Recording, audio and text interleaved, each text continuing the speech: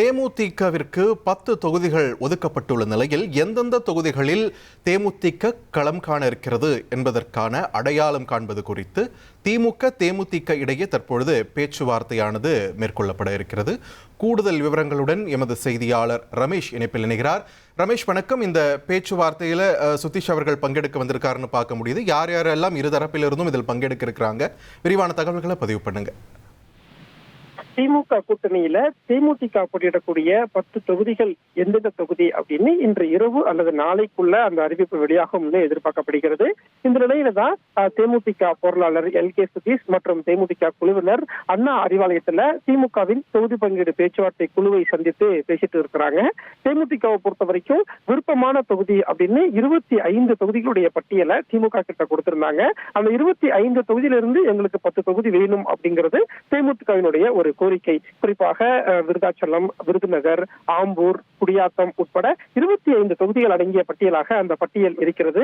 திமுகவை பொறுத்த வரைக்கும் கூட்டணியில நிறைய கட்சிகள் இருக்கிறதுனால ஒரு தொகுதியை பல கட்சிகள் கேட்கிறாங்க. அதனால ஒவ்வொரு கட்சியையும் அழைத்து முறைப்படி பேச்சுவார்த்தை நடத்தி தொகுதிகளை ஒதுக்கிட்டு இருக்கிறாங்க. அந்த வகையில தான் இப்ப தேமுதிகவோடு தொகுதியை அடையாளம் காணக்கூடிய பேச்சுவார்த்தை அண்ணா அறிவாலயத்தில் நடைபெறுகிறது. அடுத்தடுத்து மற்ற கட்சிகளோடும் பேச்சுவார்த்தை நடத்திவிட்டு இன்றும் நாளையும் கூட்டணி கட்சிகளுக்கு தொகுதிகளை ஒதுக்குகிறது திமுக. ரமேஷ், எந்தெந்த தொகுதிகளின் மீது தேமுதிக கூடுதல் ஆர்வம் காட்டுறாங்க? அதை பத்தின ஏதேனும் தகவல் கிடைச்சிருக்கா? தேமுதிகவை பொறுத்த அவங்க ரொம்ப விரும்பக்கூடிய தொகுதியா இருக்கக்கூடிய பட்டியல்ல விருதாச்சலம், அந்த தொகுதியில தேமுதிகவின் பொதுச் செயலாளர் பிரேமலதா விஜயகாந்த் போட்டியிடுறதுக்கு முடிவு பண்ணியிருக்கிறாங்க. அதே மாதிரி விருதுநகர் தொகுதியில தேமுதிகவின் இளைஞரணி செயலாளரும் மறைந்த தேமுதிகவின் நிறுவனர் விஜயகாந்தின் மகனுமான விஜய் பிரபாகரன் போட்டியிட முடிவு பண்ணியிருக்காங்க. இந்த 2 தொகுதியுமே அவங்க விருப்பப்பட்டியல்ல முக்கியமான ஒரு தொகுதியா இருக்கு. அதே மாதிரி ரிஷிவந்தியம், விக்கிரவாண்டி, கெங்கவல்லி, தர்மபுரி மாவட்டத்துல ஒரு தொகுதி, சாத்தூர், விருதுநகர், மதுரை மேற்கு, திருப்பரங்குன்றம், பண்ருட்டி, சென்னையில விருகம்பாக்கம், சேலத்துல சேலம் மேற்கு, கடலூர் அப்படின்னு மொத்தம் 25 அடங்கிய பட்டியல் கொடுத்திருக்காங்க. 2011 தேமுதிக எதிர்கட்சியா இருந்தாங்க. அப்போ யாரெல்லாம் எம்எல்ஏவா இருந்தாங்களோ அதுல முக்கியமான ஒரு 10 பேருக்கு அவங்க மீண்டும் வாய்ப்பு கொடுக்க முடிவு பண்றாங்க. அதனால அந்த முன்னாள் எம்எல்ஏக்கள் இருக்கக்கூடிய ஒரு தொகுதியை திமுக கிட்ட வாங்கணும் அப்படிங்கிறது தேமுதிகவினுடைய ஒரு திட்டமிடலா இருக்கு.